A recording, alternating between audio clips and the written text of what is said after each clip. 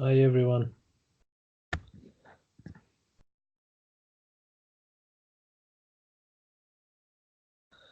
Teruvan Sarnai.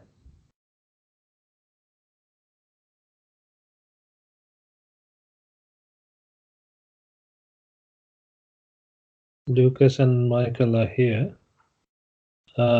We gonna wait for the others, or you want me to start?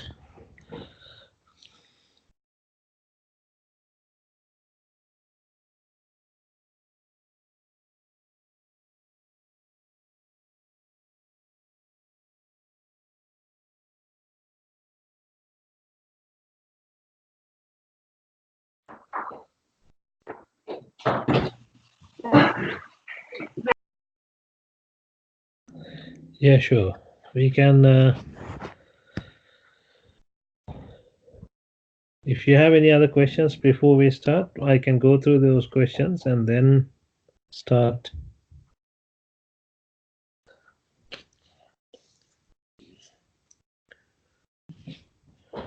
Last discussion was not.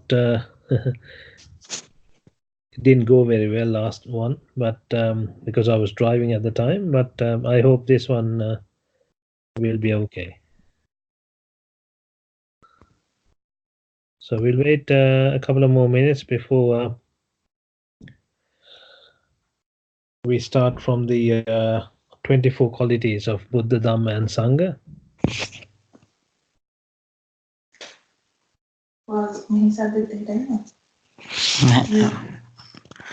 Speakers off කරලා දෙන්නේ. Speakers off, but Okay, so Lucas, can I start? What I'll do is I'll just run through the qualities of Sangha, which I went through on the couple of weeks ago, because we couldn't finish everything on that day. So I'll start with the 24th quality and then go down to the 16th and then explain the Dhamma qualities and the Buddha qualities in detail. But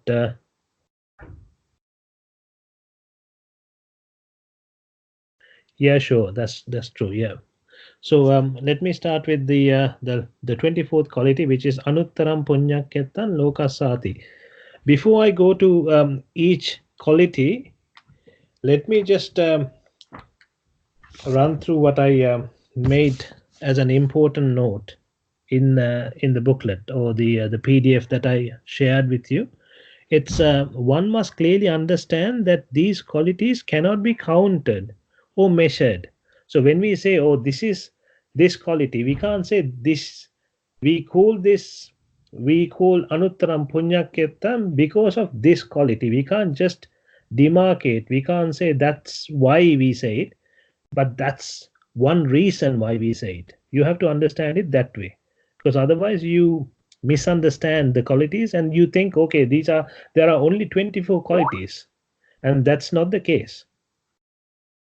So you have to clearly understand that, and then you can't complete saying all the qualities. You can't finish saying all the qualities. That's even a Buddha will take, even if he takes his life just to explain about Buddha's qualities, he has mentioned that that's not enough. So we can't finish saying all the qualities. And so therefore we need to understand, whenever we talk about the qualities, that's a very important thing that we should know. So I'll come to the 24th quality. So this is how you walk the path using these qualities. There are other ways of using these qualities. People recite these qualities and of respect. That's a different thing. But this is how to walk the path. We have to, like I mentioned before, this is used. We have to use this prescription, and we have to cure our disease. That's why we use this. So we need to understand that. So Anuttaram Punyakirtan Lokasati is the 24th quality of that's the last Sangha quality. which means creating the field of merits to walk the path to Nibbhana. So before one can start entering to the path, he has to have this, he has to create this atmosphere, or shall I say, it's the word for that is samanantare, or the karma parisare in Sinhala. So you need to create this background or the atmosphere in order for you to get the understanding. So when I say this, one might think, oh, when did the Angulimala create the background? It's the background is created at the time. So a Buddha, a Sambuddha can create the background in a couple of minutes. Not everyone can do it in the same way. So that's why when Angulimala, when Angulimala or Samma Sambuddha met Angulimala, he spoke to him, and then he was saying, I have stopped, you are still running. So then Angulimala started thinking. So that thought process was creating the atmosphere. Or when Alavaka was threatening Tathagatan Vahanse to get out and come back in, get out, come back in, then what Tathagatan Vahanse did was he showed that yes, he's obeying Alavaka Yaksha, but effectively what he was doing is creating this atmosphere. So one has to understand that's what we need to do in order to get to this understanding. There should be this the Pancha Nivana should be down to zero in order for someone to understand the Dhamma. So that's another way of putting this. So what one needs to do is not just worship the Sangha, but also become one. So becoming one is, otherwise what happens is we become helpless in the samsara cycle. You won't get rid of your disease by worshipping a person who has recovered from a disease or by worshipping the prescription.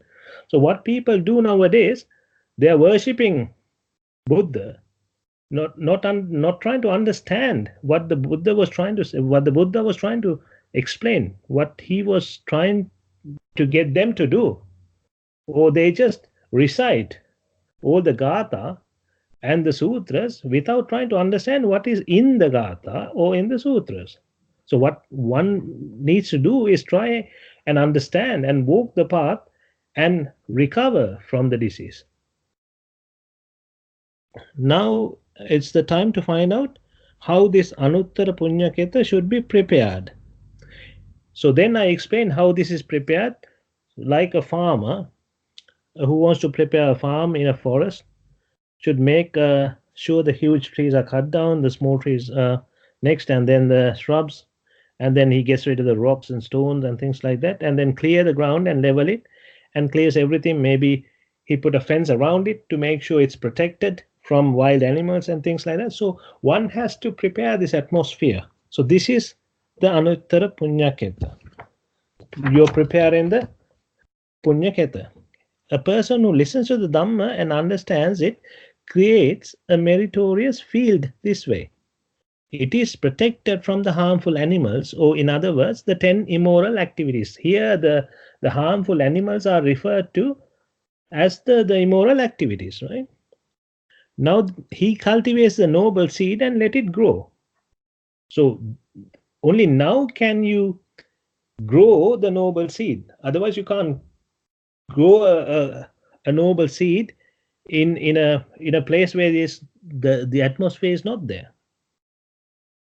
That is ragakaya, dveshakaya, and mohakaya, which is ultimately results in nivana, but starts after becoming as a sotapanna. So for one to start this, that person must understand the Dhamma. Otherwise you wouldn't understand why you are doing it. You would be doing it for the sake of doing it, or you might do it because others are doing it, but you wouldn't know why you're doing it, and you wouldn't know the purpose of doing it. And then comes to Anjali Karaniyo. This is the 23rd. I will try to go a little bit faster, just so that we cover the Sangha Guna as soon as possible and get to the other two. Then we can go in more detail. So Anjali Karaniyo, Anjali is referred to the Angili. Angili is those are the fingers. So the fingers, Anga Jali Karano. I'm trying to use as many Sinhala words as possible just so that you get used to the Sinhala words. Then when you hear these words, you will get used to the meaning itself. Otherwise, what happens is if I use all English words, you will be using the English words and then you'll be thinking in English. I want you guys to think in Sinhala so that you will understand better, right? So before one became Sotapanna, he was trying to protect everything he had. A normal worldly person spends the time in the fist mode, as in the 10 fingers are bent ready to attack, hurt, or do the 10 immoral activities. When one understands the Dhamma and the useless activities of the world, he or she makes them dissolve. Here the dissolving is the Anga Jalikaranava, Jalaya, Jala, Jali. So they don't use the fist to hurt others or attack others. That is what noble person shows by opening the 10 fingers and keeping them to the heart. So what you do is open the fingers, put them together, keep it in your heart. When you pray, when you worship, that's what you do. And that's the real worship. So from the bottom of the heart, you open all the fingers, keep it together. And you are making a promise that I'm not using these 10 fingers are the 10 immoral activities. So your fingers are now opened. So that's what it means inside. And then sometimes you do the same by keeping keeping your hands on your forehead. That means you do this consciously. Consciousness. You're doing it mindfully rather than just. That's what it means. When you keep it to the heart, that means you're doing it from the bottom of your heart. And when you keep it in your head, that means you're doing it consciously, as in mindfully. Okay. Then comes this is the second quality of the Sangha. Then you move on to the 22nd one, which is Dakkineyo. Dakki means Dakinama, as in seeing. The principles, Neya means Nyaya. Nyaya is the Nyaya is Paticca Sampade is a Nyaya, Anicca Dukkha Anatta is a Nyaya, Chaturara Satya is another Nyaya. The Four Noble Truths is one Nyaya, Anicca Dukkha Anatta is another one. And causes and effects theory is another theory. So these are the theories, Neya, Dakka, as in you saw it. Seeing the Nyaya is Dakkineyo. When one person is walking the path to Nibbhana, he or she understands that you only need the basic needs in order to walk the path. Food, shelter, clothes, and medicine is enough for one person. Therefore, he slowly reduces the comfort and goods that give the comfort. He or she understands that the less you hang on to, the less suffering you get. Or in other words, Raga, Dvesha, Moha are the fires. So the more you're attached with either Raga or Dvesha or Moha. That's the only way you can be attached to anything. So when you're attached with Raga, Dvesha or Moha, you're effectively attached to fire. So that's burning you. So the less you get attached, the more closer to Nibbhana you are. And then comes to Pahuneyo. Now you have seen the Neya, which is the Nyaya, which are the concepts. Now you Pahuna. Pahuneyo means Pahino. In other words, it's like binding together. creating an inseparable bond with the principles anicca dukkha anatta. Now it's part of your life kind of thing. So like two main bars to be properly fused together, both must be at the same heat level. Similarly, one must see the principles properly and apply them in order to get the inseparable stage. It's not just that you see them, you need to use them in your day-to-day life. And that's when you get it into a second nature kind of thing, right?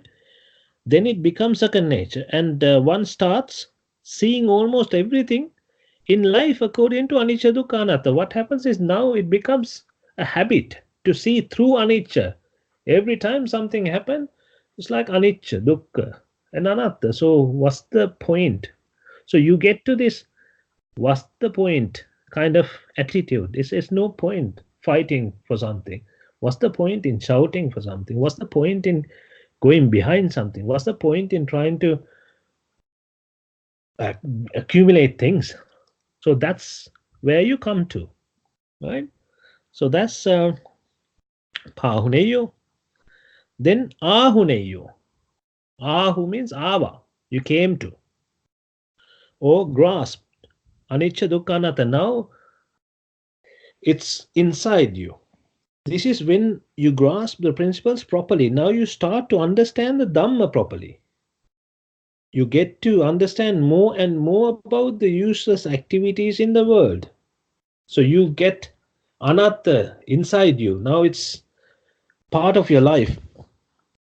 You listen to Dhamma. Now you understand in great. When you listen to Dhamma, you understand in greater depth, because if you have practically seen anatta, you have practically seen anicca, you have practically seen dukkha. Because it's anicca, it's dukkha. Because it's anicca and dukkha, it's anatta. Now the principles are much clearer than before. You will not separate from the principles ever, because now you are so attached to the principles. You don't separate anymore. Now comes to the 19th. Ahuneyo is the 20th. Yeah. Now it comes to the 19th quality of Sangha. I'm reading through this the document that I shared. So I hope you guys have that as well. Samiji Patipanno. Samiji Patipanno means pleasant to associate. Sama means Sama is used. Sama is the word for peace. Sa-ama. Sa-ama is Sama, peaceful, connected to the place where there is no death. Nibbhana is the only place where there is no death. Hence, there is always happiness. Where there is no death, there is happiness. Now this person associates more with the noble people, Sangha. Noble people are the Sangha, the real Sangha. Less worldly talk now, more Dhamma talks now. Now you want to listen to more Dhamma. You want to talk about Dhamma more and more. You're not interested in the worldly talks. You're not interested in the news anymore. You're not interested in the important things in the world anymore, because it's not important anymore, right? It depends on different people, and there are different levels of it, but to a certain extent you want to be away from the world. Nyaya patipanno, become wise in Buddhist terms. Nyaya patipanno, nyayata pilipan. Person coming to this quality understands the Four Noble Truths clearly. He starts to understand that what he believed as comfort was a load of suffering, and the actual comfort of happiness is by letting go. Now he understands the etan santang etan panita sabba sankara samuto sabbupadi patinissaggo tanhakoyo virago nirodho nibbhananti.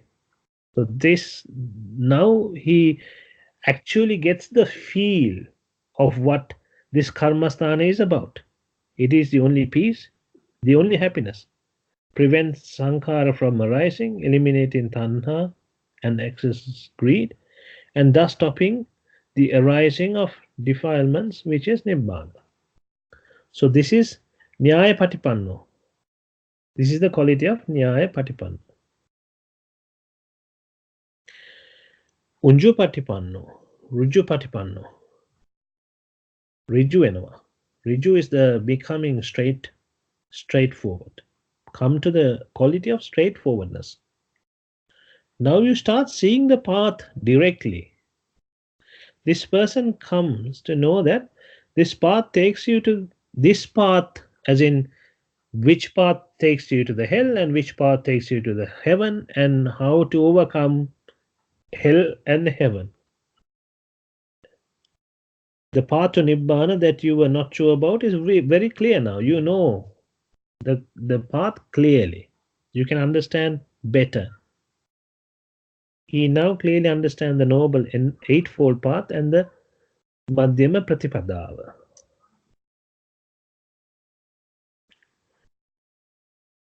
Now comes to the 16th quality, which is Supatipanno. Came to Su. Su as in Nivana is also called Su. Supatipanno means you came to Nivana. Came to the quality of goodness and morality. Supatipanna meaning attaching to the Suvaya, the comfort. There is only one place where there is comfort, and that's Nivana. The person who came to the Ujupatipanno quality understands that this eightfold path is the only path. Now he becomes a person who has come to the real happiness, who feels the real pleasure. In other words, he became Sotapanna. When a person comes to the ninth quality, he gets the understanding of Nirvana, and that the path to Nirvana is the only real pleasure that one can gain. So when one comes to this stage, he doesn't have any doubts. He knows that this is the only path, this is the only pleasure. There is no other pleasure in the world that you can actually get. And what you believed was actually not true as pleasure. It's something that you create from your own mind, right? Now that's the qualities of Sangha. Let's move on to the qualities, endless qualities of Dhamma. Actually, it's called endless qualities. You need to remember that. Endless qualities of Dhamma.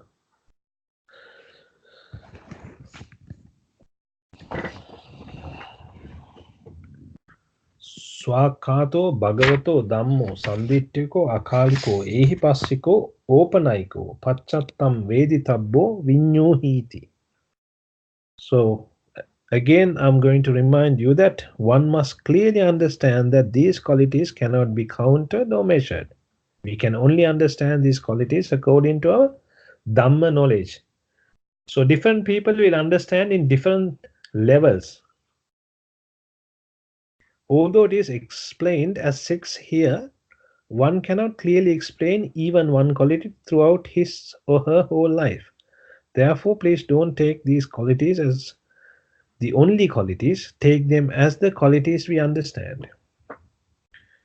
So now we come to the 15th quality, and that's a quality of Dhamma. Pachattam Veditabbu Vinyu quality. Now the objective is to move forward by seeing Anicca Dukkha Anatta. Now the person has seen Anicca Dukkha Anatta clearly. He is a Sotapanna person. He is come to the Sotapanna Palaya, the result. It's not the Sotapanna Marga. Now he's attained the result, which is the Sotapanna Pala. So there are 8, right? Sotapanna Marga, Sotapanna Pala, then Sakurdagami Marga, Sakurdagami Pala, Anagami marge, anagami phale, arihat marge, arihat phale. So those are the 8 stages. And then when you come to arihat phale, that means you have become enlightened. Right? So now that person is achieved sotapanna phale. Now the first step of dasanena pahatamba is complete. Now what you need to complete by dasanena pahatamba. Dasanena is darshanen pahakala yutu. As in what you need to get rid of by listening. Now you have completed that stage. Now comes to the bhavananena pahatabba. This is actually when one should be doing meditation, because this is when one knows what to meditate. This is when one knows where to concentrate when that person is meditating. Otherwise, you wouldn't know where to concentrate, what to think of. You wouldn't know what Nibbhana is because you haven't seen Nibbhana yet. Unless you see the Nibbhana, you can't think about Nibbhana. You can't concentrate on Nibbhana. Right? When one becomes Sotapanna, he removes the 3 of the 10 sanyojana. In other words, he comes to Dasanena Pahatabba. The 3 sanyojana are Sakkaya Ditthi, Vichikicha, Silabbata, Paramasa. Now one gets to the understanding of the causes of suffering and how to overcome suffering. So until you know the causes of suffering, you wouldn't know how to overcome the suffering. Now is when you know the causes properly. It is transparent and very clear now that this is the path. It is something that needs to be understood by one himself. He has to understand himself, no matter how much another person is trying to teach you, unless you take it yourself. As in, you have to be intelligent. You have to have you have to get the understanding yourself. He gets the intelligence of vidarshana,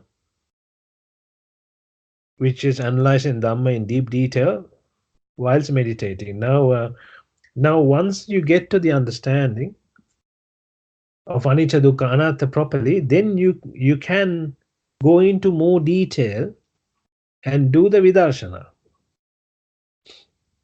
Okay, so this is the pacchattam vedittabbo vinyu quality. This is that one needs to understand himself, although it has to be preached by someone. One can only preach. You have to understand yourself. So opanayiko quality of Dhamma. For one to overcome the samsara, that one needs to understand the reasons for rebirth.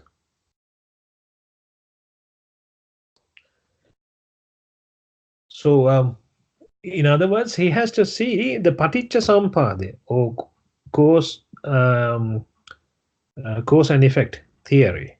Right? For one to overcome samsara, one needs to understand the reasons for rebirth. In other words, one must understand the reasons for suffering. Deep insight to understand the path to overcome the suffering. Furthermore, one comes to the understanding that considering the world as Nicca Sukha Atta along with Tanha will take one along samsara, resulting in all the suffering. When one clearly understands this, that person enters into the opanayika quality. When one understands what happens when you go with Nicca Sukha Atta, with Tanha, Avidya and Tanha, and then he will understand, oh, this is what's going to result in if I go in this route. So that's when he changes into anicca dukkha anatta. Then he starts looking at it properly. So coming into this quality is called the opanayika quality. Then the next quality is ehipassika quality. of Dhamma. Ehi passika. එහි පහ කළ යුතුයි. එහි passika. When one comes to the deep understanding of the cause and effect, as soon as he comes across a cause, he understands the effects. So therefore, that person stops the process of abhisankara. What happens is when you see an image, you know if you go on about it, if you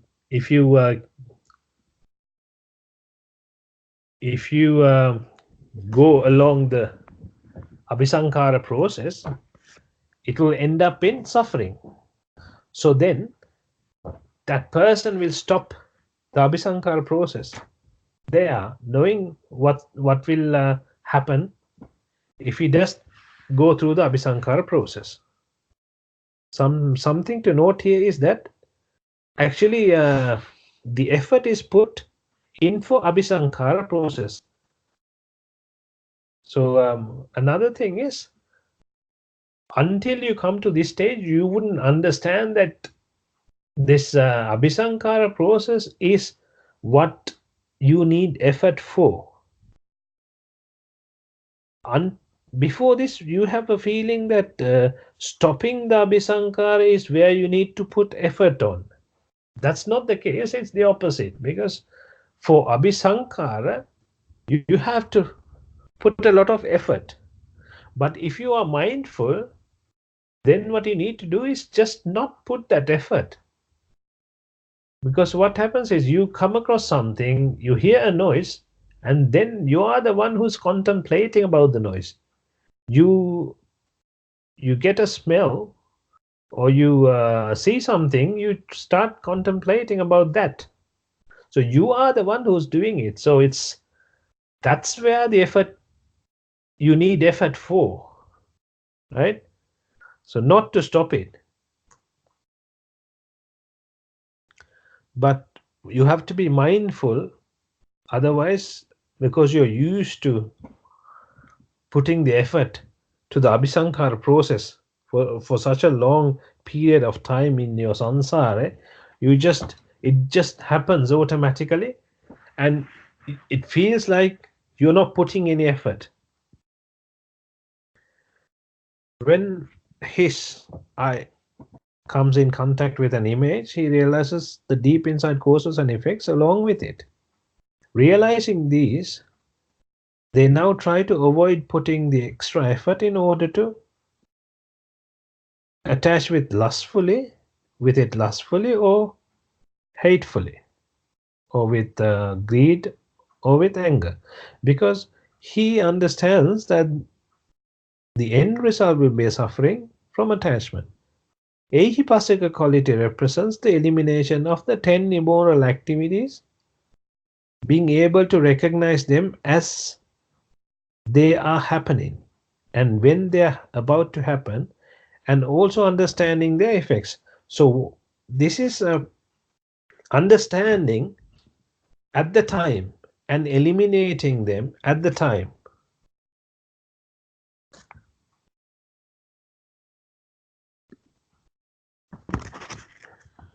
So that's the ehipasika quality. Now comes to the 12th quality, which is akalika.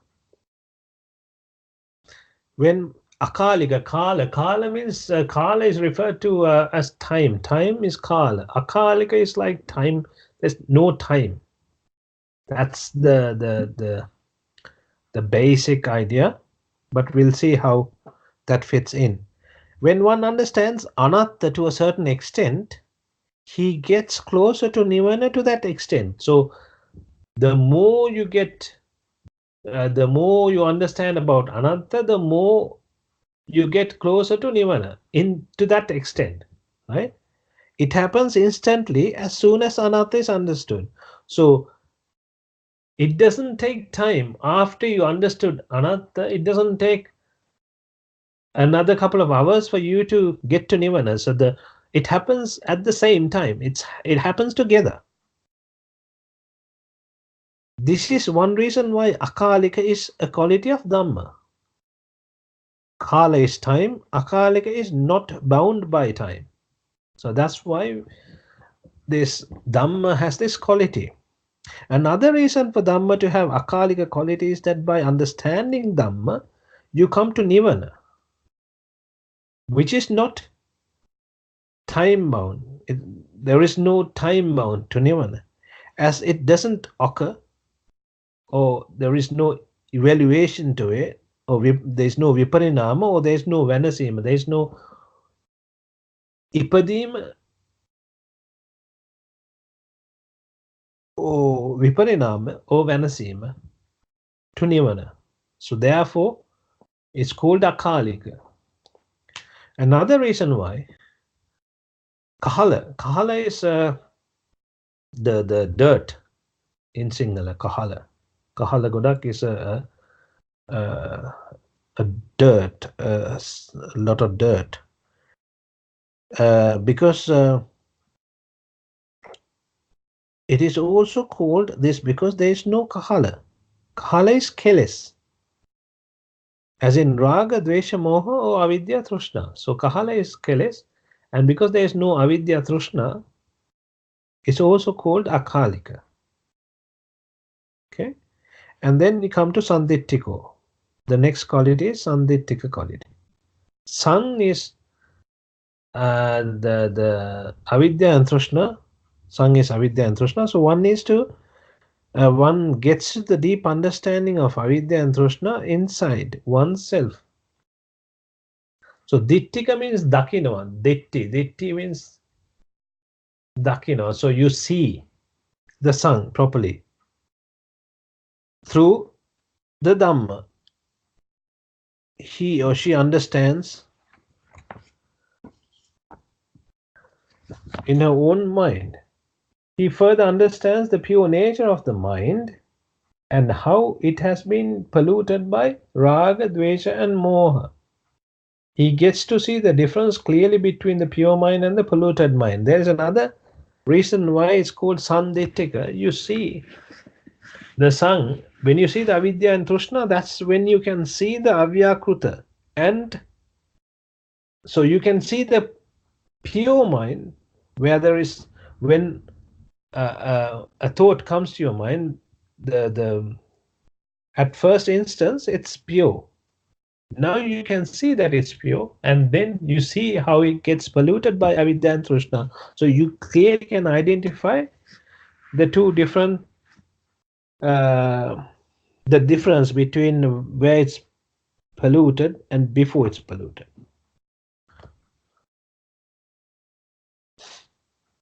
And then you come to the first quality of Dhamma, which is swakata, swa akruta. Swakruta means it happens to the way you want.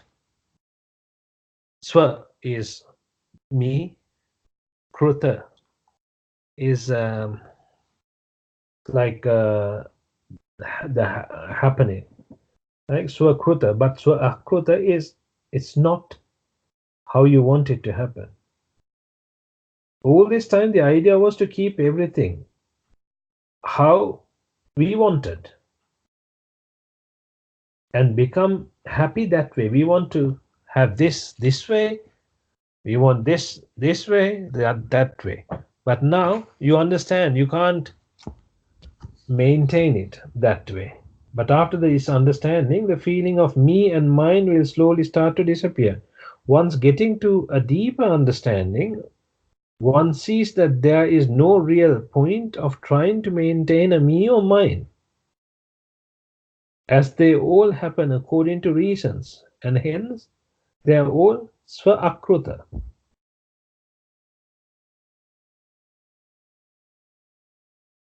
Not swakruta.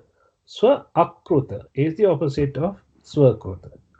Another reason why Dhamma is swakruta or swakhato is because people cannot just let out their view as Dhamma. You can't just say what you like about Dhamma. It is common to anyone and does not change. It is the one Dhamma niyama. Dhamma concepts don't change. Paticca Sampada is Paticca Sampada. The Four Noble Truths are the Four Noble Truths. They don't change. No matter who talks about that, it stays the same.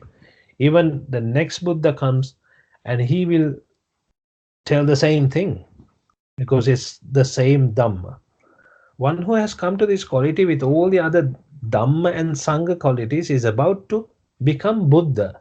Now you're about to come to the Buddhahood. It could be Samma Sambuddha or Pacceka Buddha or Arahata Buddha. Now he needs to enter the Buddhahood to fulfill the rest of the qualities. Now you get to the Buddhahood in order to complete the rest of the qualities. Now you come to the 9 qualities of Buddha.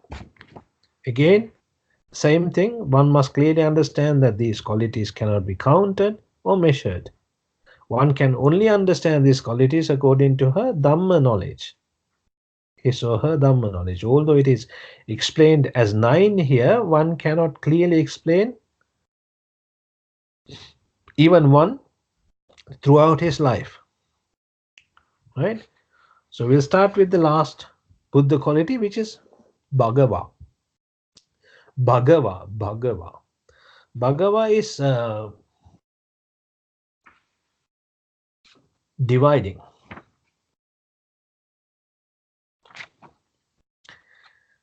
The truth is not something that one can think of with delusions. Therefore, all Buddhists preach the same Dhamma. All Buddhas preach the same Dhamma.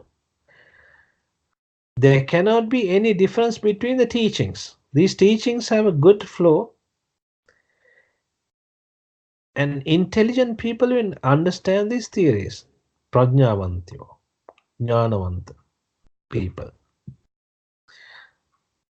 Therefore, one gets to the understanding from his or her own intelligence, not taken because it was coming from generations, or it was in this book, or because he said that.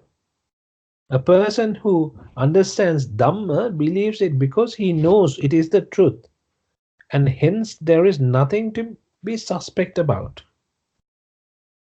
They will clearly understand the causes and effects theory. They will understand the effects of moral activities and immoral activities. Clearly, they would be able to sift through the Dhamma theories clearly and distinguish. So this is one reason why it's called Bhagava Guna or Bhagava quality, is you can clearly sift through the Dhamma theories one by one. And then you can go into deeper detail in one by one and distinguish. Being able to distinguish Dhamma theories clearly is known as the Bhagava quality. So that's the Bhagava quality. So when you become a Buddha, you can, when I say Buddha, this is referred to as Pacceka Buddha, Arahata Buddha, or Samma Sambuddha. You can clearly demarcate the distinguish between the Dhamma theories. And the next theory is the Buddho quality or Buddha quality. When one understands this, when he becomes enlightened, he or she fulfills the knowledge of Buddha. Buddha, Bhave Uddha. So Buddha in short form is Bhave Uddha. So you end the cycle of samsara. Now understands that what needs to be done is now done, and there is nothing left to be done. And there were only things to be done before becoming Buddha. There were only things to be done before becoming Buddha. Now there is nothing left to be done.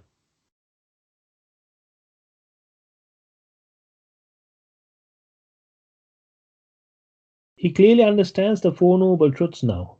He also understands that there are no reasons left for another rebirth. Like how he attained the Buddhahood and how he put a stop to his samsara.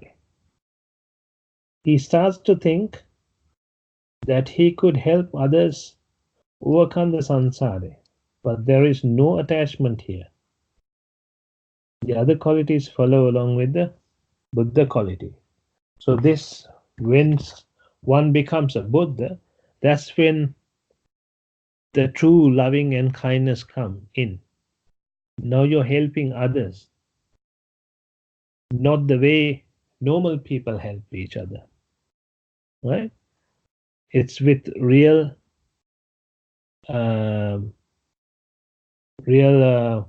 love, trying to get them overcome the samsara.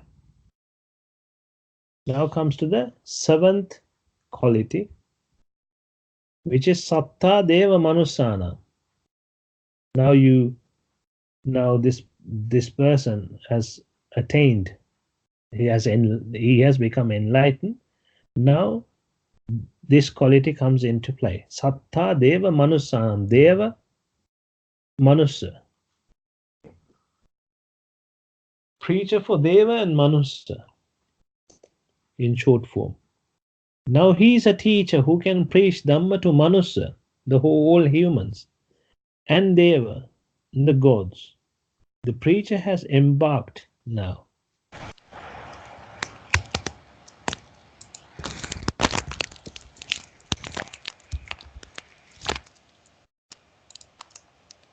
Now at the time and at the right place, Dhamma is preached. So the Deva here is referred to both Deva and Brahma, both in beings in both planes, and Manusa is the human plane who has paramita, finds the path accordingly. This doesn't mean that you can get everyone into this path.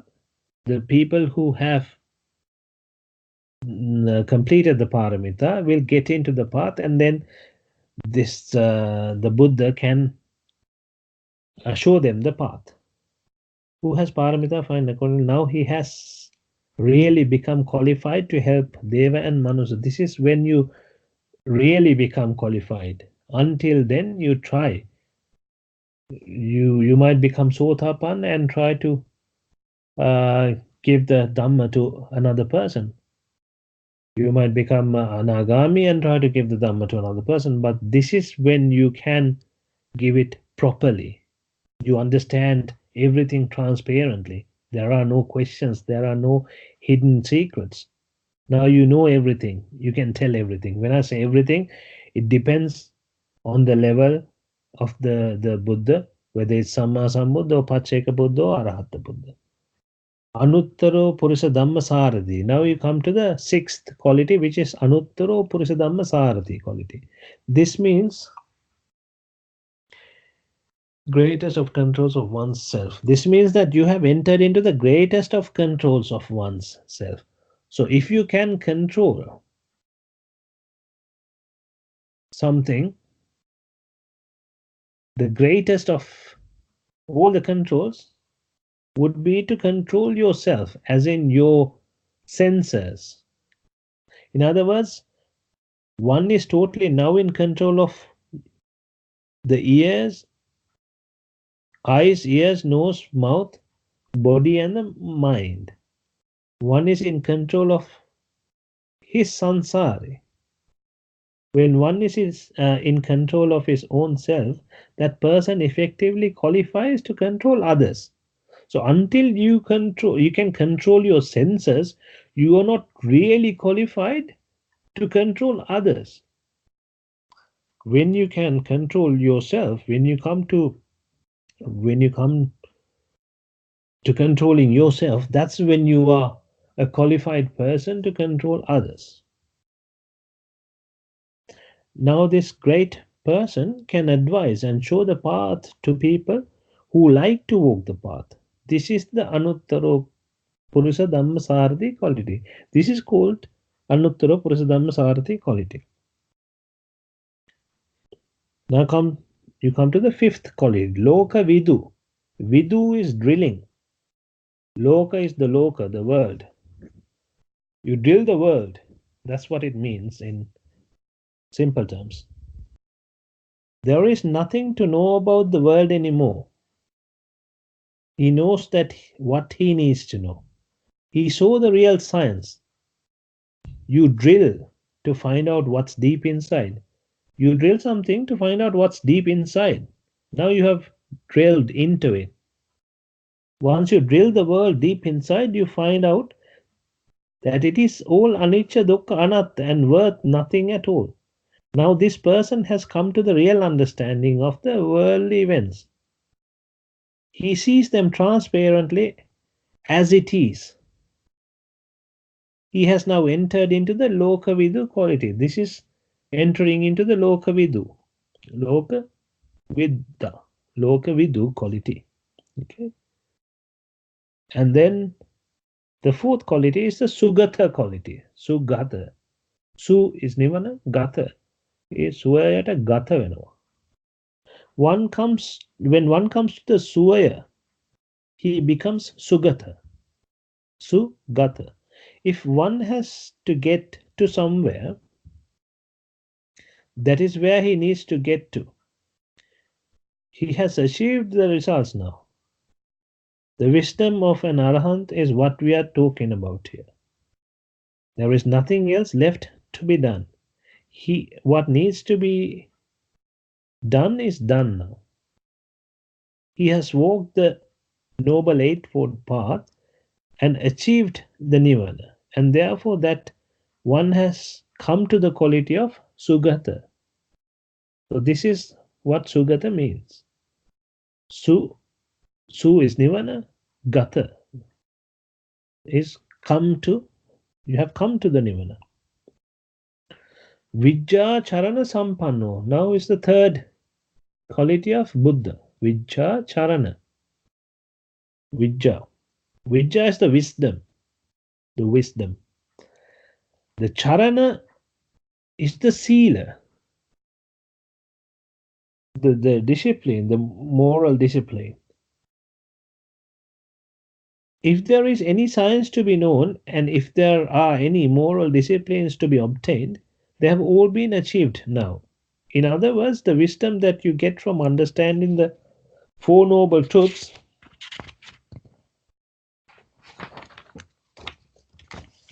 and the discipline that you get from getting rid of sinful motives are all achieved.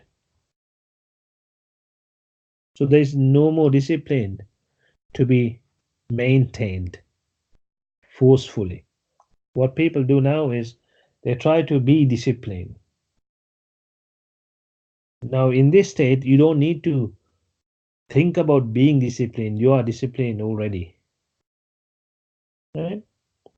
So that's what Vijja Charana Sampanno means.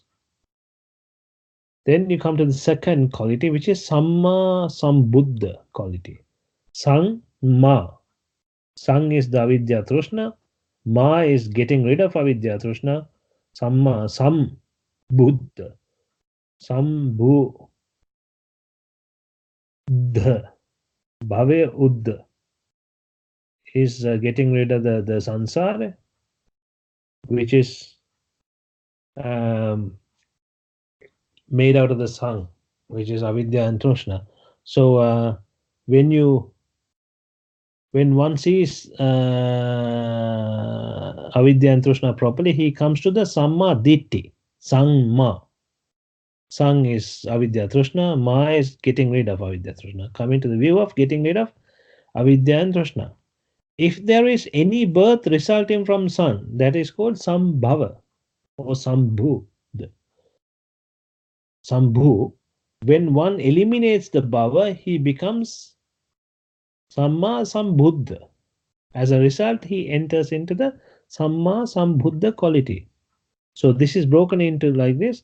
Samma is sang, getting rid of the sang is samma. Sang b uddha. Bhava uddha is getting rid of the samsara. Okay. And then you come to the first quality, which is arahan. Ara. In Sinhala, when you talk, you say ara. You look at something and you say ara, ara, ara, ara. Always you talk about ara. So you are trying to maintain something. Is to have a set situation.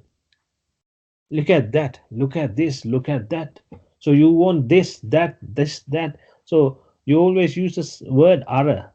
When you become arahat or when you become arahan, there is no ara anymore. You're not trying to set anything up. Or, in other words, ara2 is having strings attached to somewhere. There are no ara2 anymore. Now all the ara has been destroyed. They have been made hung. In other words, all the strings attached to the journey of samsara, ara2, have now been totally destroyed, and therefore one is called arahan. Buddha enters into the ninth Buddha quality this way, and being loving and kind, noble loving and kindness to all beings, he spends the rest of his remaining time at the end after parinibbana. He ended all the sufferings. Now, after the parinibbana, until then, he spends the time with noble loving and kindness, but after the parinibbana, he ends all the sufferings. So completing the ninth qualities of Buddha, the nine qualities of Buddha in this manner, and becoming a Buddha is walking through the 24 qualities and attaining Buddhahood by winning against the Mara. So the important thing about this route is that this is not visible to other people or worldly or Pruthajana people or the Mara, and hence it's safe. That's why this route is very important, and hence we should pray these qualities. This is the theory of getting rid of the blindness. So when I say the theory of getting rid of blindness, that means andha bhava vyakarana. So vandanava. So the proper praying is this. That's what vandanava means. So the correct vandanava is adhering to these qualities. Saranam gacchami mean coming into the qualities of saranasana. Sara is you're going along the journey of samsara. When you sara, when you stop that, you become saranam gacchami. When one becomes the arahant, he completes these qualities according to his paramita. These qualities can be fully completed only by a samma sambuddha. So those are the 24 qualities. Started from the Sangha qualities, the last one is creating the path, the atmosphere, and then coming in and finishing with the Arahant quality, which fulfills the whole journey. So if one walk through this path, then they can attain Nibbhana that way. So that's what it should be used for. So these are the 24 qualities, and hope you understood that. And if you have any questions, it's time for you to ask any questions.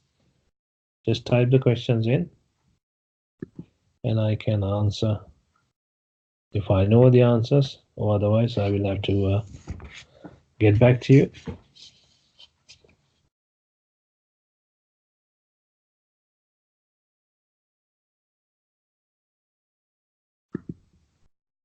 Second, Samma Sambuddha quality. When one eliminates this bhava, he becomes a Samma Sambuddha. But an Arahant is not a Samma Sambuddha. Yes, I understand that.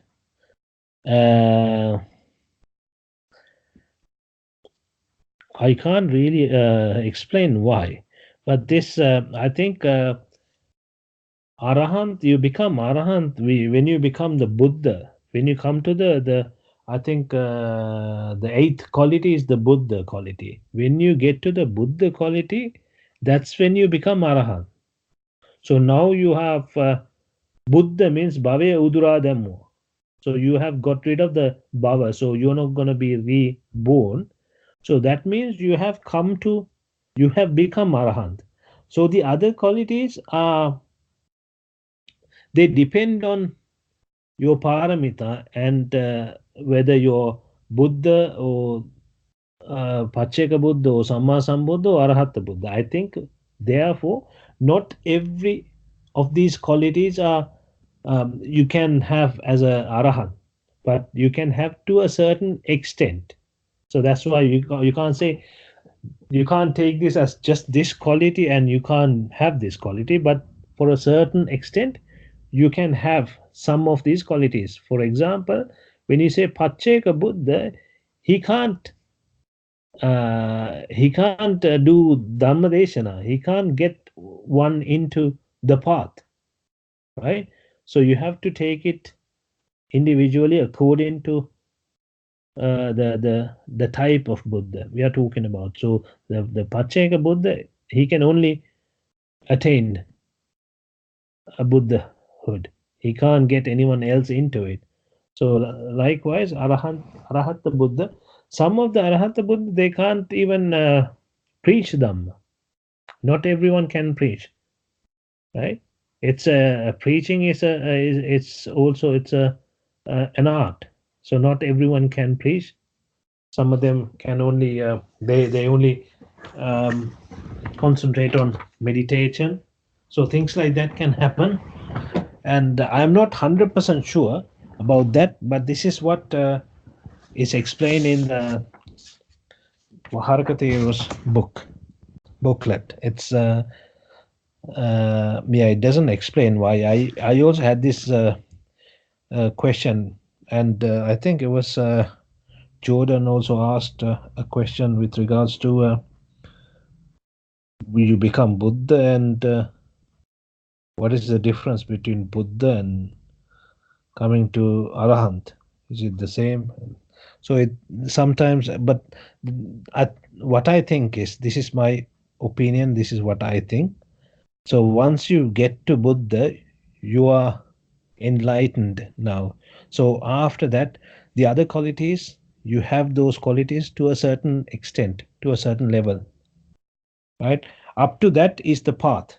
So once you become Buddha, that's it. There's nothing more to do, like they say. So there's nothing more to do, it's just the qualities.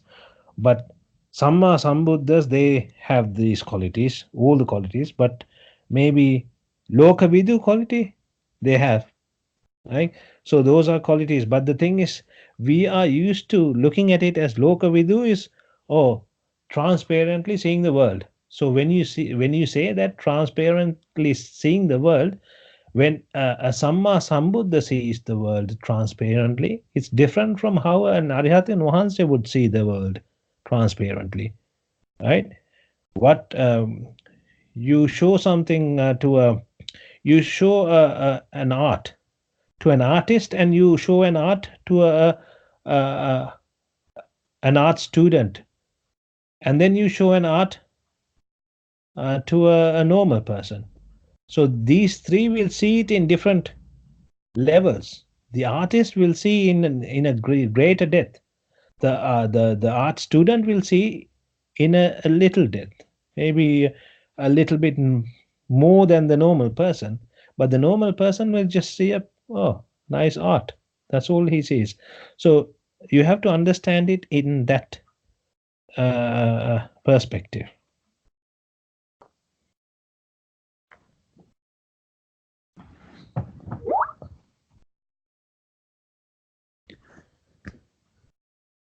So what's next?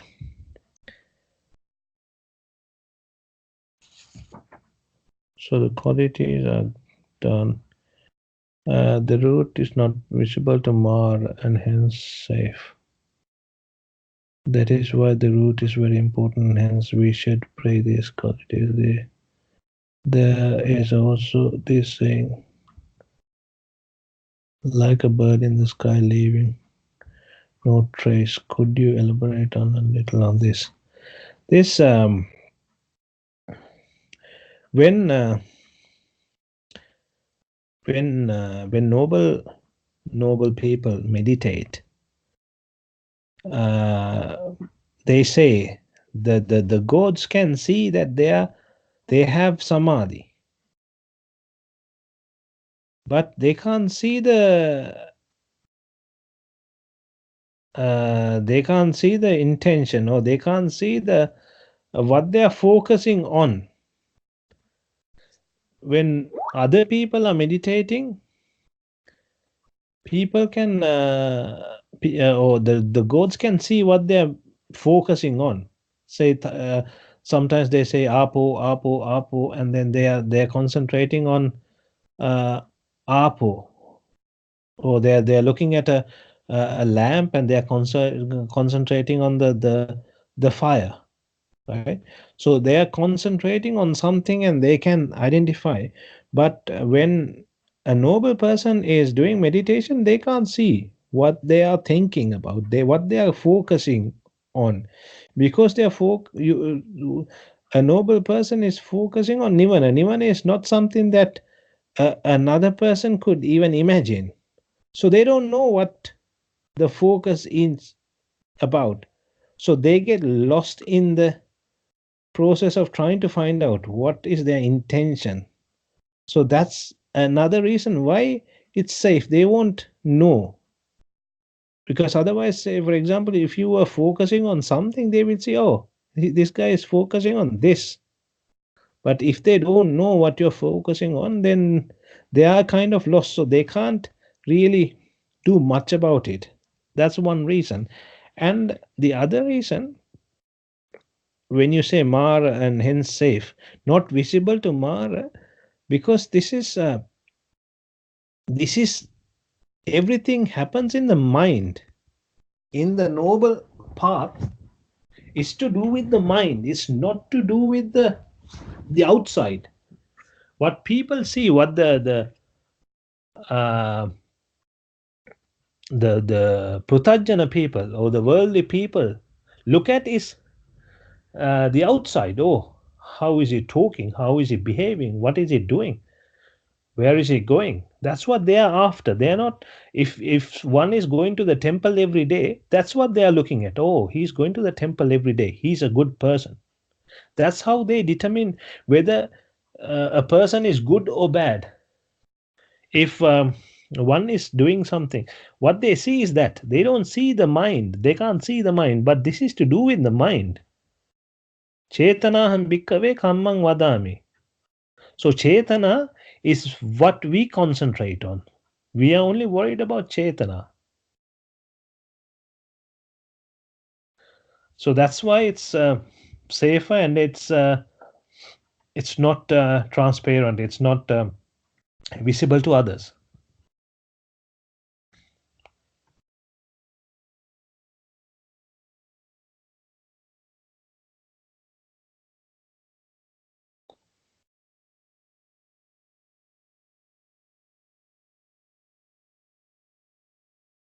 Any other questions to do with these qualities? It's very helpful that you guys wanted this, because then I had to go through everything, and then I got to know a lot about these qualities as well in the process. And Jordan was saying the same thing. He mentioned that he also got to know a lot, because he had to do a lot of proofreading, and he helped a lot.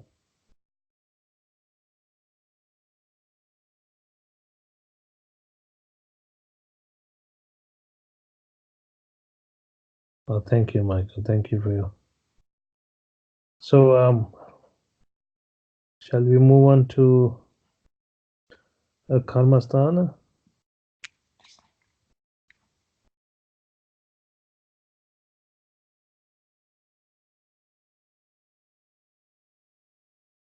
Sure. Okay. What karmasthana are we gonna concentrate on today? Rupa Nirodha Nivan Sodhaneno? That one?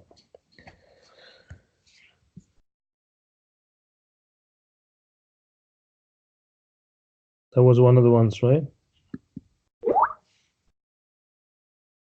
Okay. Do you guys know about the Rupa, Vedana, Sanya, Sankhara, Vijnana? It'll be easier if you guys know about those. It'll be a little bit.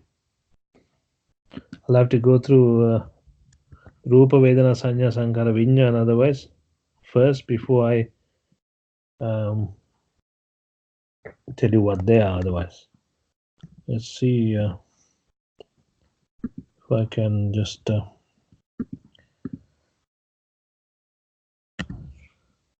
Rupa Vedana.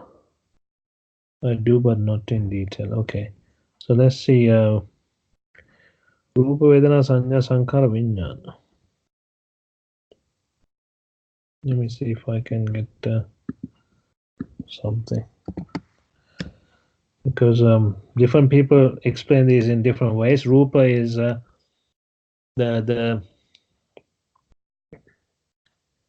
what shall I say?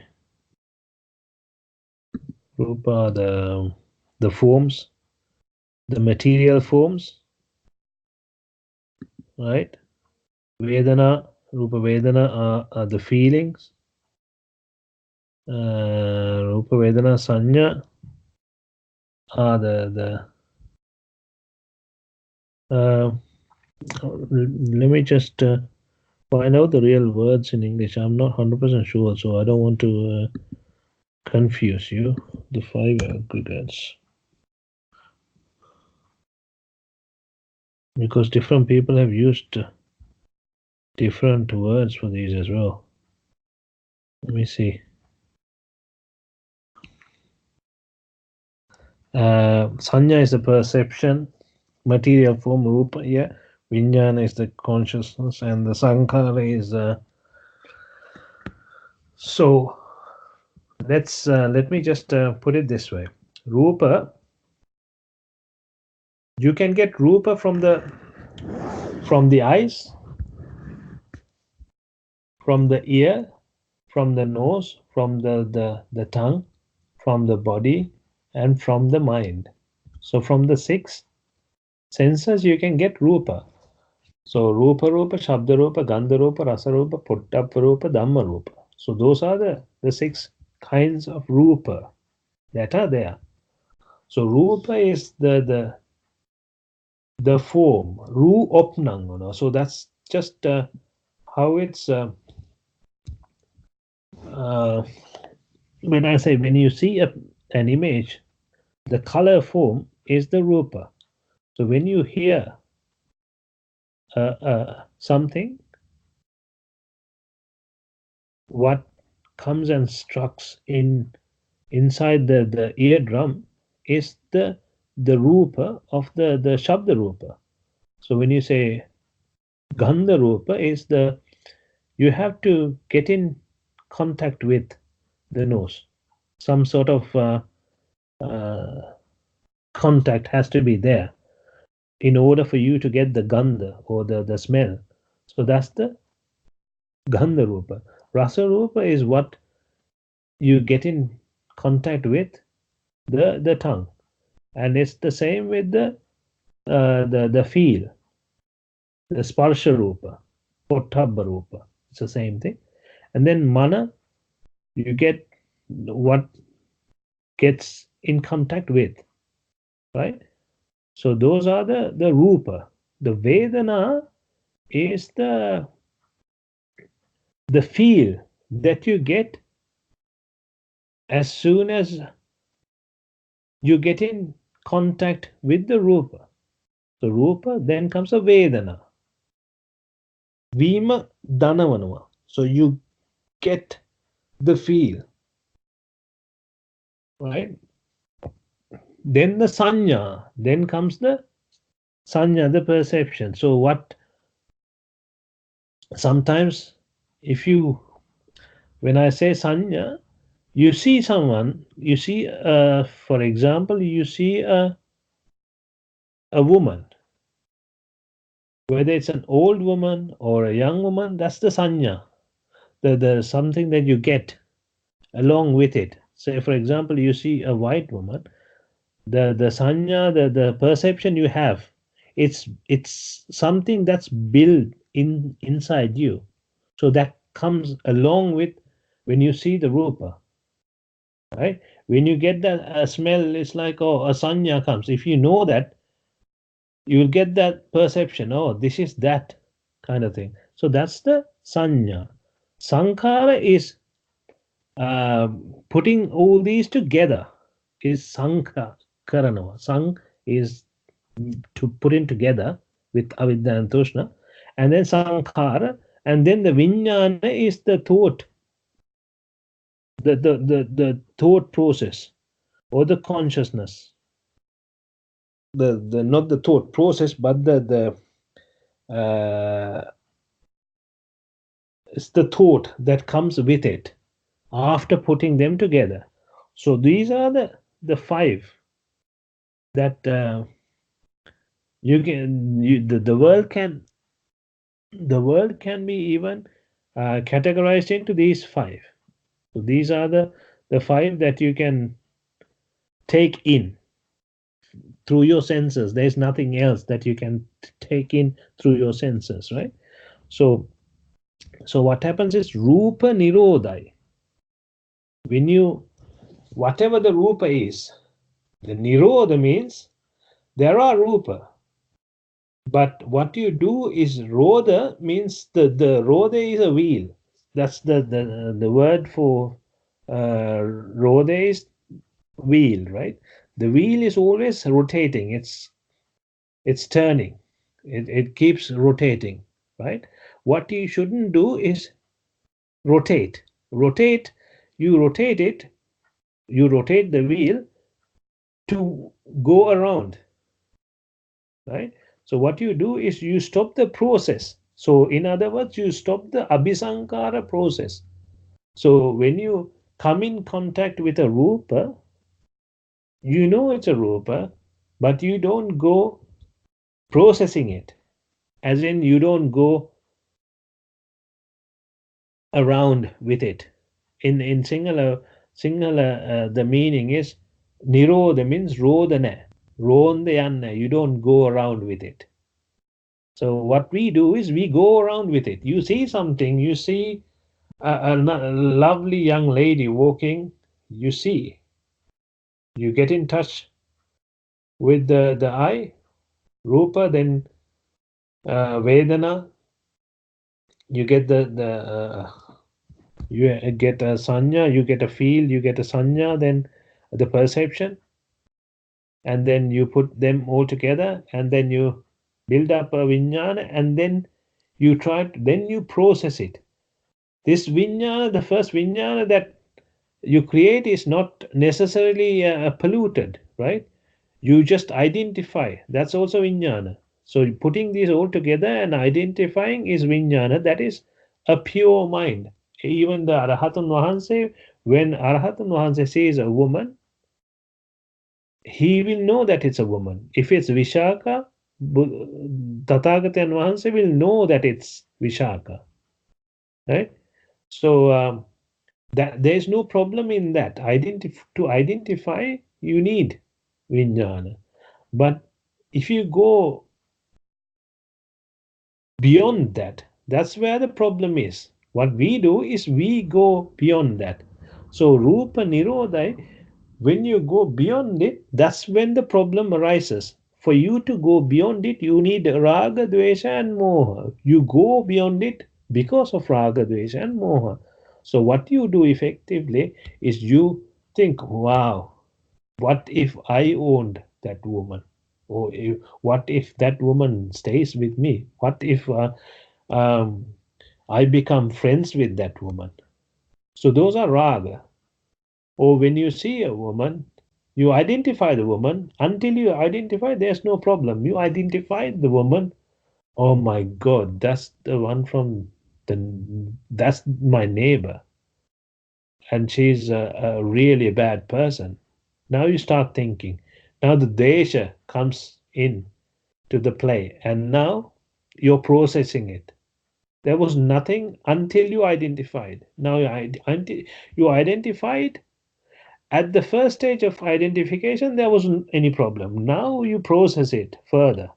So that's when the problem arises. That's when the dukkha starts, right? Even from raga, the dukkha starts after the identification. When you go, you say, wow, and then what can I do to get her? That itself is a suffering because you're struggling now to try and get her. So that's where the suffering starts. So whether it's raga or dvesha or moha, you do uh, the process of abhisankara because of uh, moha, right? So what you need to understand here is rupa nirodha means you're not going to rodha. You're not going to go do the abhisankara process. So you're going to stop it there, right? You're not going. It's not worth doing the abhisankara process because it's only gonna end up in suffering. So you stop it.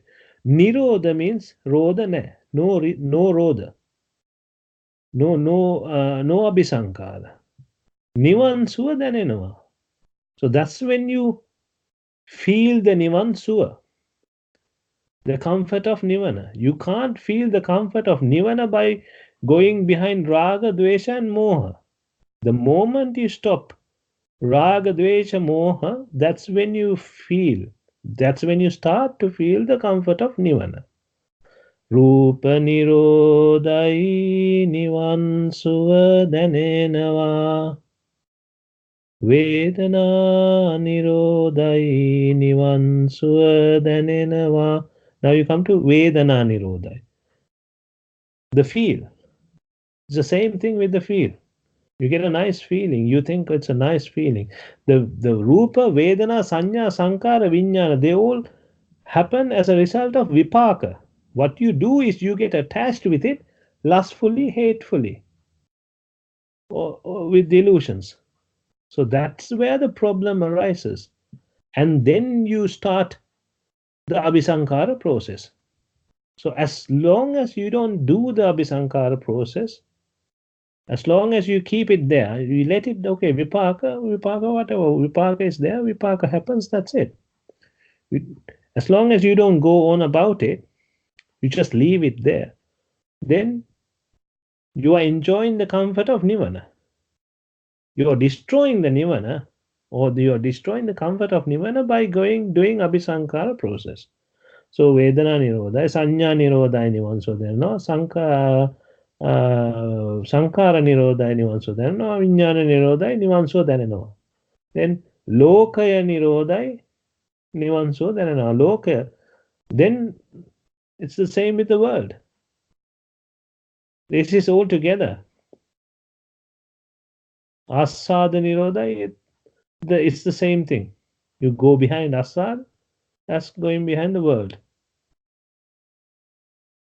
You go behind anything, it's a suffering. You don't go behind anything, it's nirvana. You don't need to go behind nirvana. You just don't go behind anything. That means you're left with nirvana. That's when you enjoy the comfort. So that's what this means.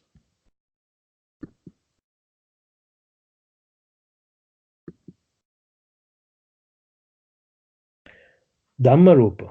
Oh, sorry, I didn't read that. But some Vedana, they don't arise only because of lustful attachment.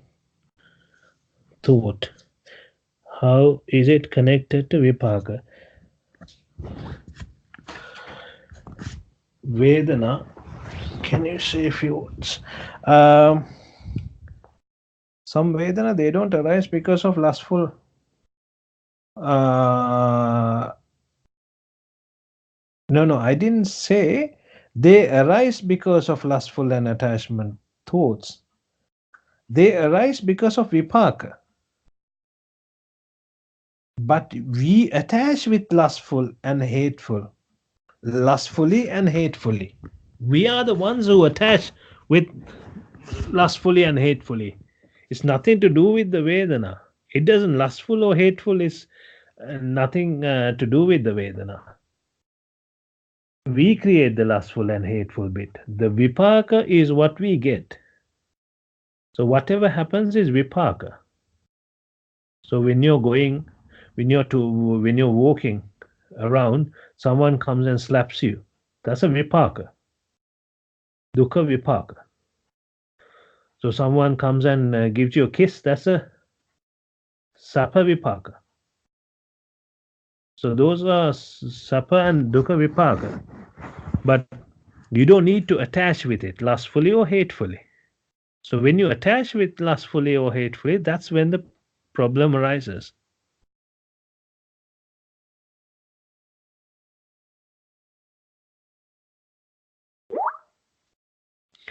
But when I have a hateful thought now, oh, this person, he hit me. What a bad person. Now I feel a burning from this thought. Also Vedana.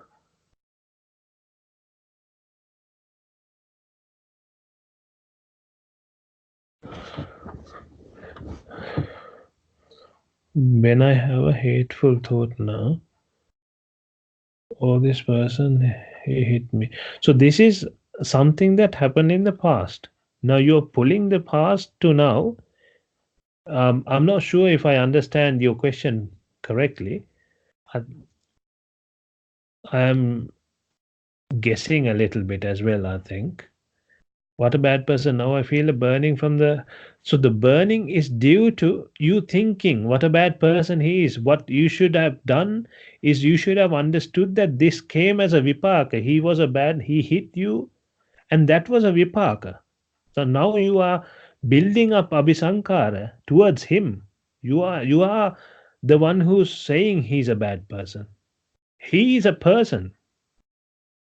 What he did was a bad act. Varada. So the bad thing, the bad act is a bad act, right? He is not a bad person. We shouldn't look at a person as a bad person. What we should do is we should see that act was a bad act. Doesn't matter whether he did it or you did it or whoever did it. That hitting is not a good act. So that is bad. That's what you should do. But that's happened now. What you are doing is you are labeling this person as a bad person. So that is an abhisankara. You are the one who's doing that. So what happens when you label one person as a bad person is whenever you see that person, it comes to your mind that he is a bad person. No, what he did was the bad thing. You shouldn't look at it that way. So like whenever Devadatta came to Tathagatayan Vahanse, he wasn't looking at Devadatta as he's that person who did this to me. No. He knew all the way. It was he who did it, but he wasn't thinking that way. That wasn't the perspective he was looking at. This is Devadatta. If everyone was looking at Angulimala as, oh, this is that bad person who was killing, then once he became a Arahatan Vahanse, how would they see as a Arahatan Vahanse? It's not a bad person. You can't say Angulimala Maharahatan Vahanse was a bad person, can you? So this is what Buddha was trying to teach. When Angulimala Rahatan Vahanse, I don't know if you guys have heard this story. When there was this pregnant woman, She was trying to deliver the baby and she was crying with pain. And Angulimala Rahatan Wahanse wanted to reduce the pain.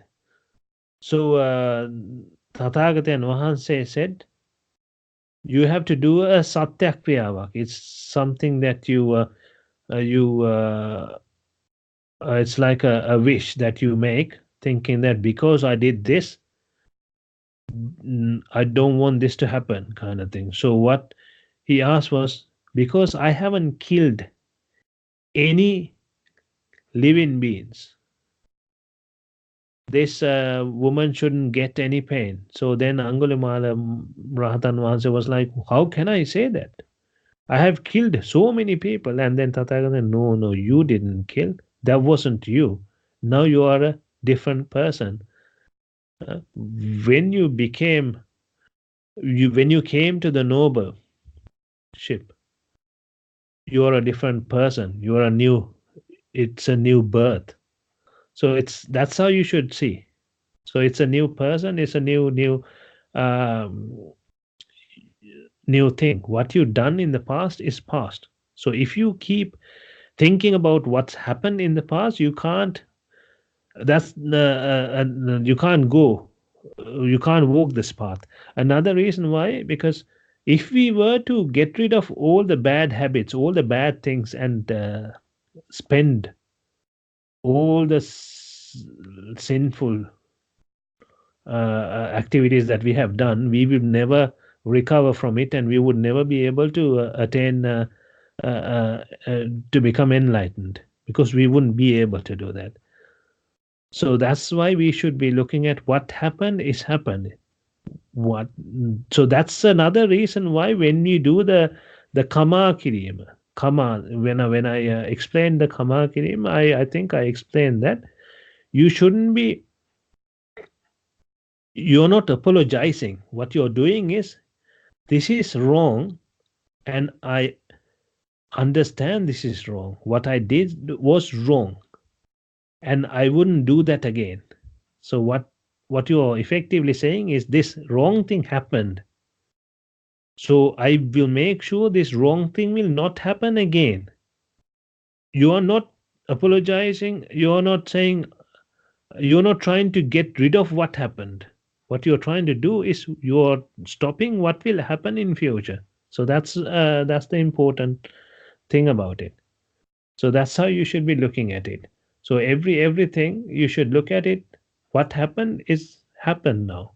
So now, um, you see the bad person. Don't look at him as a bad person. You see a person. Maybe he's changed now. Maybe he's attained Nibbhana. How do we know?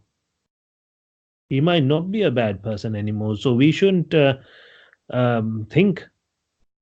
We shouldn't keep them in the mind, basically. So we should move forward thinking that happened as a vipaka, because I have done bad in the past.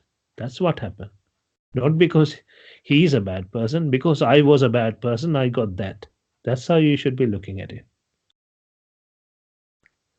I'm not sure if I explained what you were asking. Um, is that what you were after?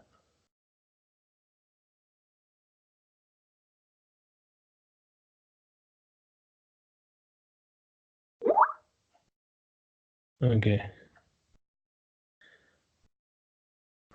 So Vedana is every Vedana, when you see it, it could be Sapha Vedana, Dukha Vedana, Adukkama Sukha, or neutral Vedana.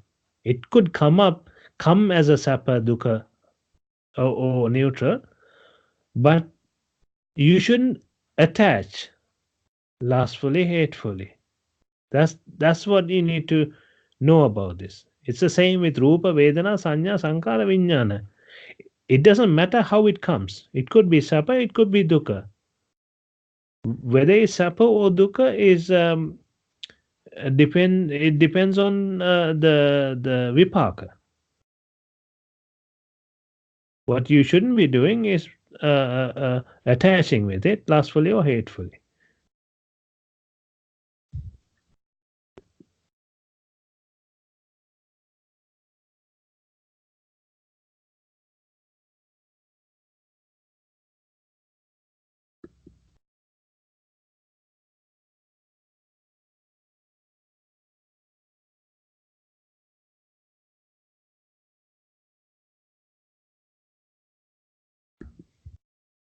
Any other questions?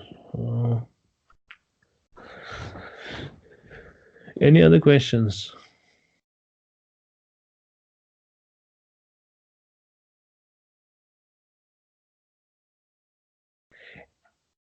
It was probably a little bit boring because it was I had to read through that document rather than explaining. It would have been. I thought it would be easier if I read it and then it will make it quicker, because otherwise I'll get stuck in one or two qualities and then I'll be talking about the same quality for a long time. I just wanted to make sure I finish it today, so that because you guys were waiting for a long time for this, hopefully we can get this.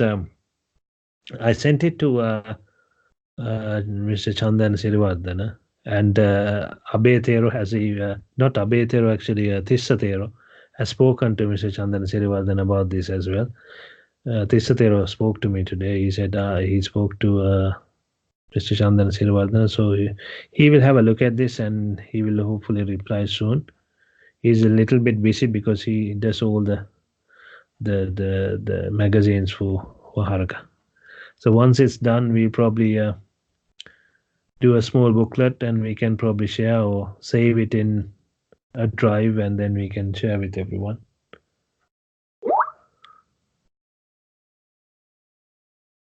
Thank you, Lucas. Appreciate your help. You three have been really helpful to me as well. Jordan has been doing a lot of correcting my mistakes, proofreading, and Michael has been asking a lot of interesting questions as well.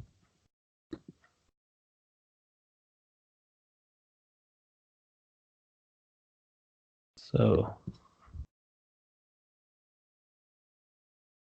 any other questions you guys have? Or otherwise, we can make it a day. It's up to you. I got time. If you have a question, you can just ask, and then I can probably spend another 10-15 minutes. No problem. Because last time it was in vain. Actually, I was driving. I couldn't concentrate too much. I don't know what I was saying. I couldn't even listen to my Deshana. I need to listen to that and see what I said. Maybe there are things that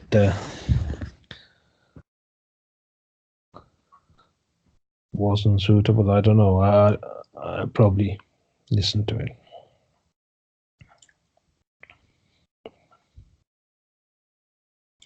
Any tips on how I practice quality of speaking about them, making progress with them?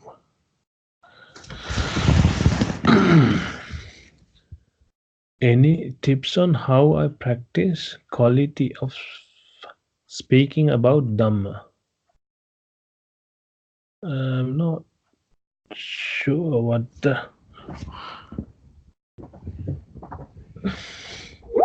no 100% sure. The question is not too clear to me actually. Getting better at teaching, he means. Oh, okay. Uh,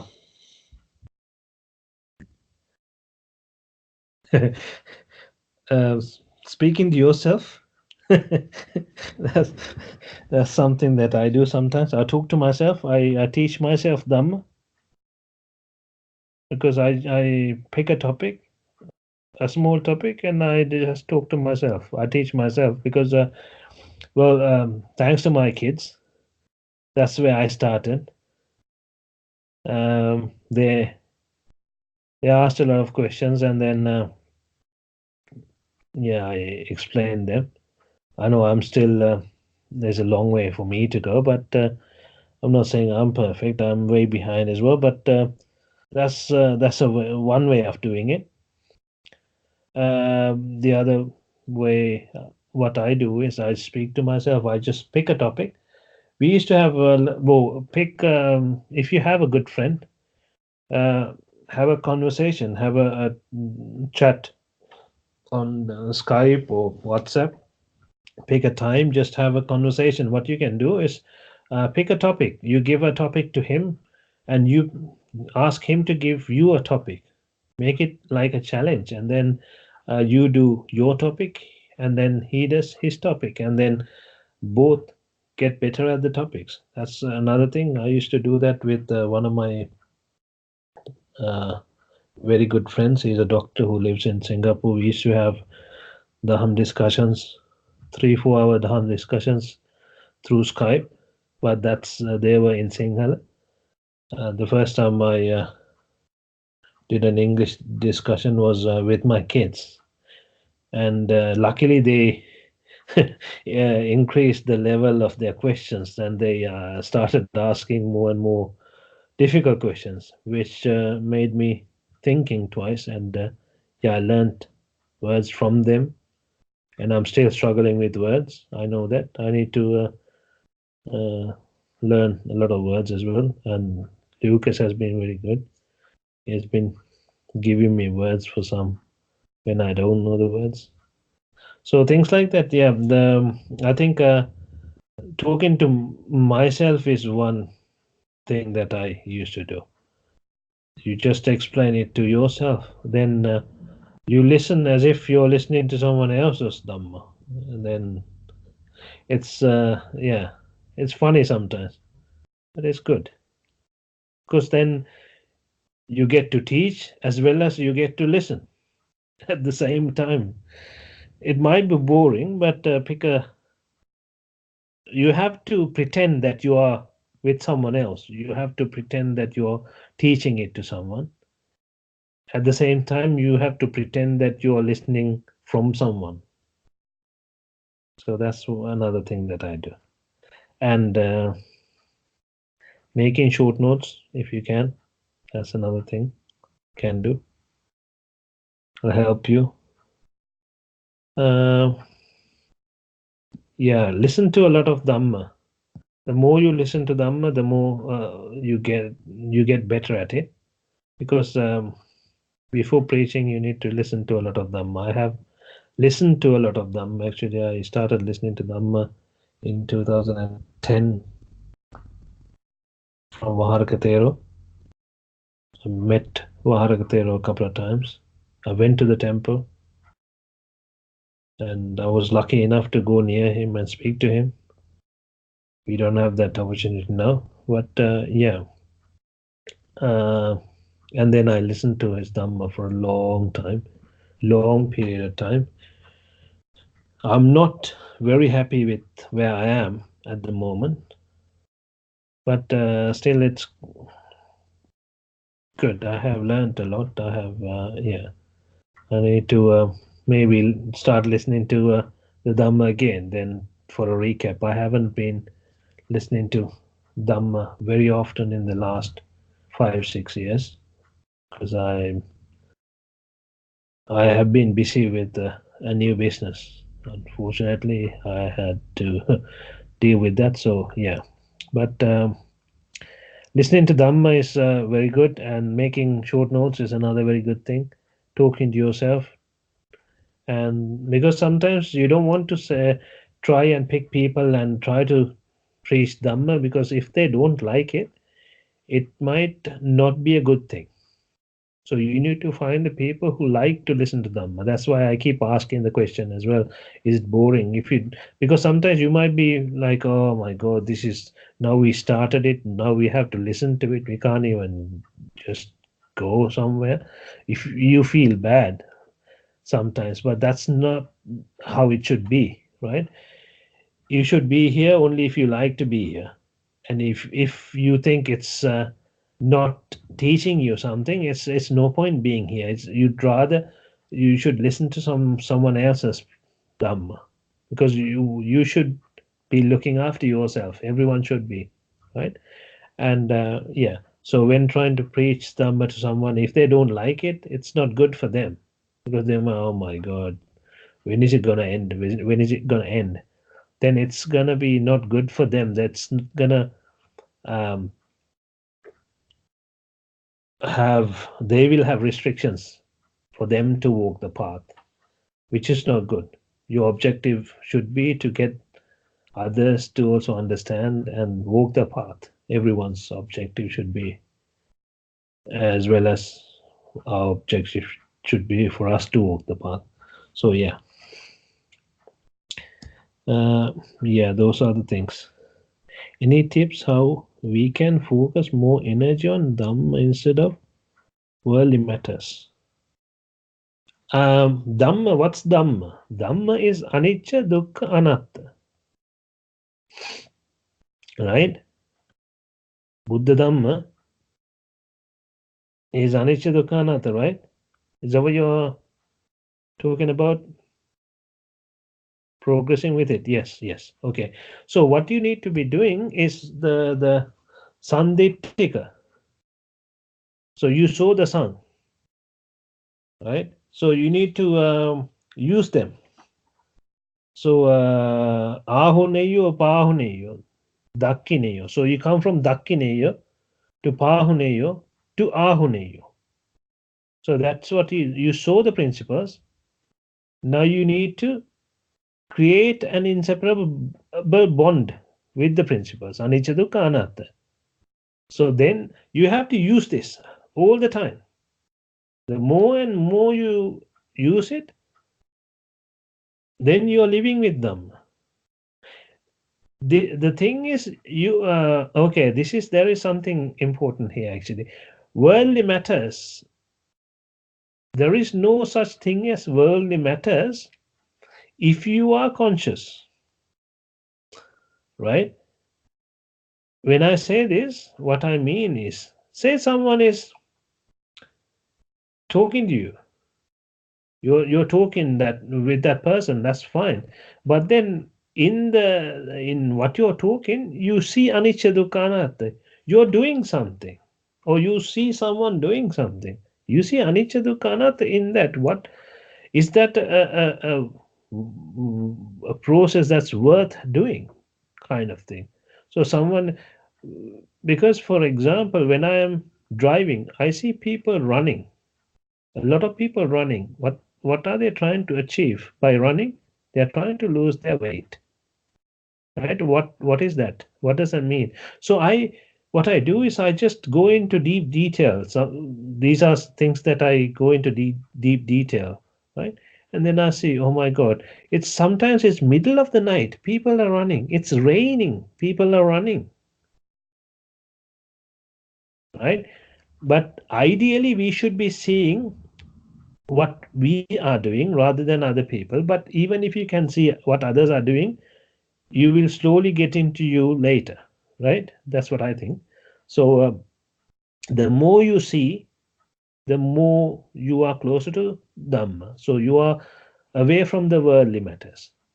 Even though you are in the world, you can't get away from the world until you become parinibbana, right? You become an enlightened and then you pass away. That's when you get rid of the world. Until then, you are in the world. So you have worldly things around you. So what you should do is, Arihatan Vansya would be in the world as well, right? Not enjoying the world, not getting involved in the world, but he will have to live in the world. And he will see the world transparently. So try to see it transparently. See the truth. The truth, as in, see it the way it is. These have a very deep meaning. I hope you guys know what I'm talking about. So see it in through anicca, dukkha, anatta all the time. So and then see through paticca samuppada. So when you do this, you see a dog. Don't just see the dog. See how he became a dog. He became a dog. Before he became a dog, he was human. What made him a dog? That's what you should be seeing. You might see two dogs. One dog, a very healthy dog, and one very skinny one without food. So you should see the Paticcasamuppada. Why did this dog end up without food and the other dog ended up healthy? What would have he been doing in order to get that? What would the skinny dog would been doing? Right? The same way whatever you see, you can see a lot of things. People are angry. When you see a person screaming, shouting, see the suffering that he is undertaking.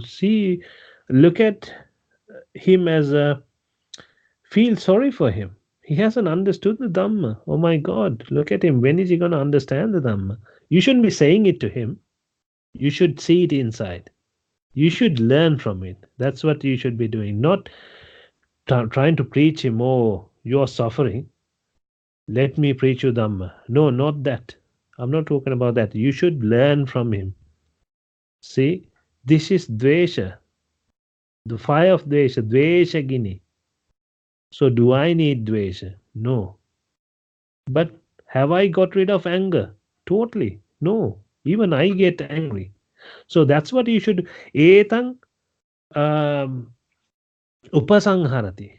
You have to compare and contrast and see. You have to put the examples from outside into you and then compare and contrast and see how you can apply them to your life. So this person is struggling, he's suffering from dvesha. Should I be suffering too? I'm not struggling that much, but I do suffer. I do struggle. I do get a little bit angry. So is it worth getting angry? So that's what you should be looking at. So say sometimes I can remember sometimes when, well, in my office,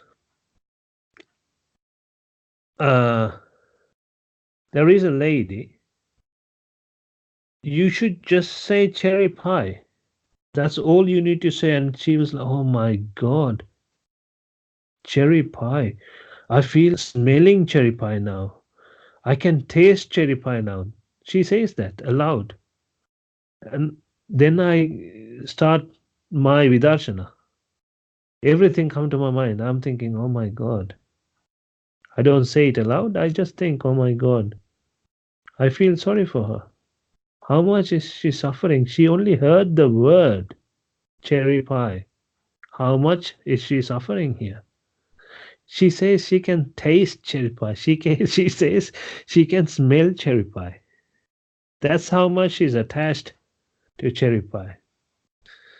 So these are things that you can learn from.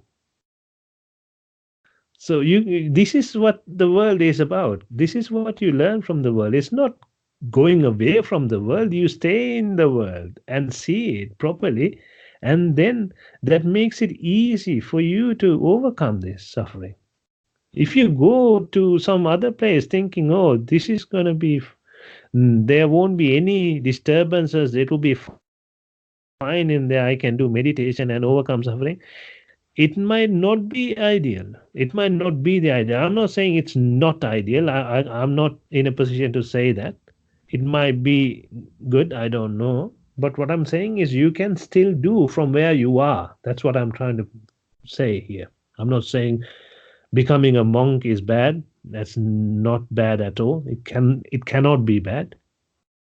Right?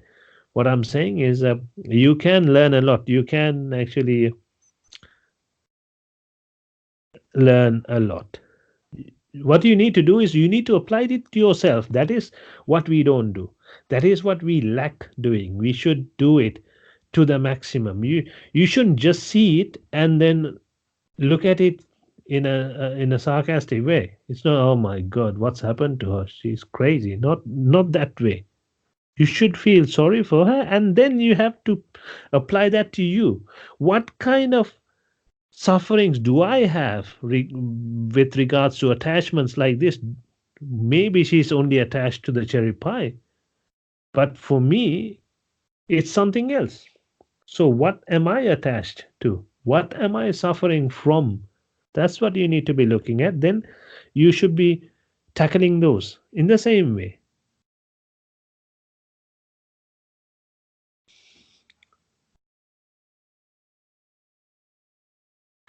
Is that helpful?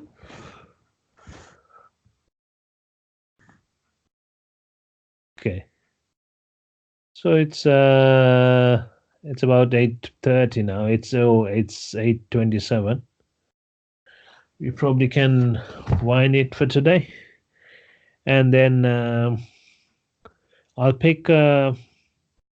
Unless you guys have a topic for next week, I'll think about a topic as well. Maybe something important, and then go through that.